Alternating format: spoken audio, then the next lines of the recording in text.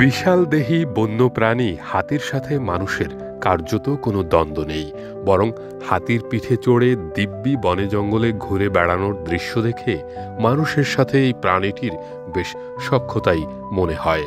ক্ষুধার রাজ্যে যখন পৃথিবী গদ্যময়, তখন কবির কাছেও পূর্ণিমার চাঁদকে ঝলসানো রুটির মতোই মনে হয়।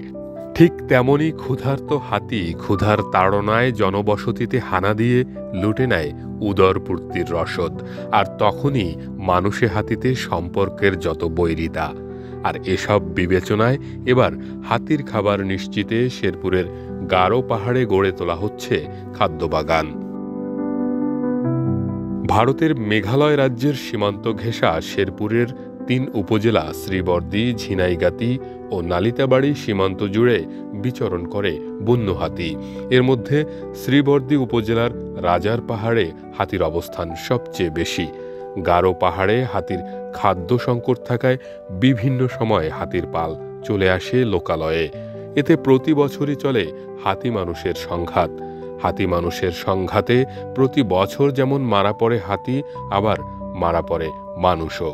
আর এতেই গড়ে উঠেছে হাতি ও মানুষের দ্বন্দ্ব।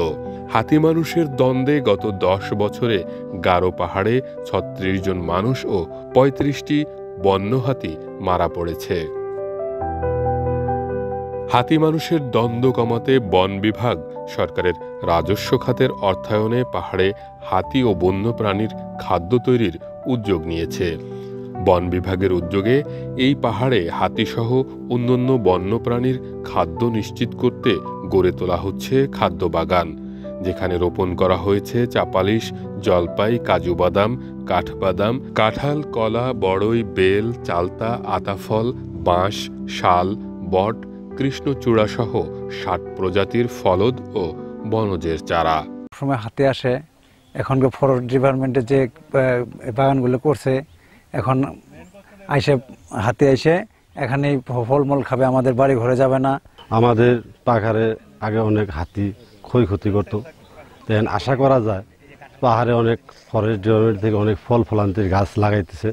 তা আমাদের বিশেষ করে আশা করি আমাদের উদ্যোগের ক্ষতি কম করবে আর কি। সব জাতি প্রজাতি আছে, আমলকি হইতে কি বহারাতি, তুলজুম্বুরে, কারাঙ্গা, সব জাতি প্রকারটি গাছ আছে। হাতির খাদ্যের কারণে কোনো সমস্যা নেই। এক্সট্রিম মশার কয়েল প্ল্যান্ট ফাইবার দিয়ে তৈরি, ডেঙ্গু, চিকুনগুনিয়া বাহি সহ যে কোনো মশার বিরুদ্ধে দেয় এক্সট্রিম সুরক্ষা। এই বাগানে হাতি, বানর, মায়া হরিণ, কাঠবিড়ালি সহ বিভিন্ন প্রাণীর খাদ্যাভ্যাস মাথায় রেখে পরিকল্পনা করা হয়েছে পুরো প্রকল্পটি। ফলে হাতিসহ অন্যান্য বন্যপ্রাণী লোকালয়ে নেমে আসার প্রবণতা কমবে বলে মনে করছেন বনকর্মীরা। বর্তমান সময়ে আপনারা জানেন হাতির যে উপদ্রব, হাতির খাবার পর্যাপ্ত থাকার পরেও তারা বিভিন্ন জায়গায় যে তাণ্ডব চালাচ্ছে। ৪০ হেক্টর বন্য হাতি এবং অন্যান্য বন্যপ্রাণীর খাদ্য উপযোগী বাগান অলরেডি আমরা লাগিয়ে ফেলেছি। রাজার টিলায় আমরা হাতি খাবারের বিভিন্ন প্রজাতির গাছ রোপণ করি। এখানে আনুমানিক ১৩০ থেকে ৩৫টি প্রজাতির গাছ আছে। হাতি এবং জনগণের প্রতি যে দ্বন্দ্ব, এই দ্বন্দ্ব নিরসনের জন্যই আমরা এই ফলজ বাগানটা এখানে এবার রোপণ করছি। আমার বিশ্বাস হাতি যদি বনে খাবার পর্যাপ্ত পায় তাহলে হয়তো বা জনগণের বাড়ি করে আক্রমণ করবে। বাগানটি কেবল প্রাণীদের খাবারই যোগাবে না, বরং পাহাড়ের পরিবেশ, জীববৈচিত্র্য ও স্থানীয় জনগোষ্ঠীর জীবনে আনবে ইতিবাচক পরিবর্তন। রাজার পাহাড়ে একটি উদ্যোগ গ্রহণ করা হয়েছে, যাতে এই বনটি মানে নেরা বন ছিল, এখানে বিভিন্ন সবজি আবাদ হতো। তো এইখানে নতুন করে বনায়ন করা হচ্ছে, হাতি বান্ধব, প্রাণী বান্ধব, পাখি বান্ধব।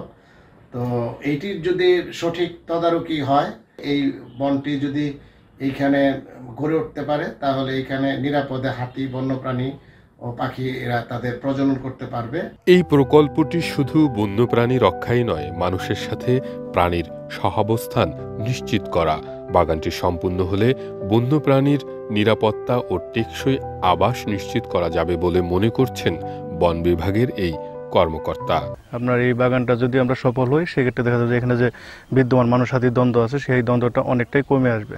এবং একই সাথে হচ্ছে যে এখানে যে জীববৈচিত্র্য আছে বা বিভিন্ন ধরনের বন্য প্রাণী আছে, বিভিন্ন পশু পাখি আছে, তাদের পর্যাপ্ত পরিমাণে খাবারের একটা সংস্থান হবে। ২০২৪-২৫ অর্থ বছরে পরিচালন ব্যয় খাতের আওতায় ৪০ হেক্টর জমিতে করা হচ্ছে এই বাগান। হাতি ও বন্যপ্রাণীর খাদ্য সহায়ক সর্ববৃহৎ বাগান গারো পাহাড়কেই করা হচ্ছে বলে বন বিভাগের পক্ষ থেকে জানানো হয়েছে।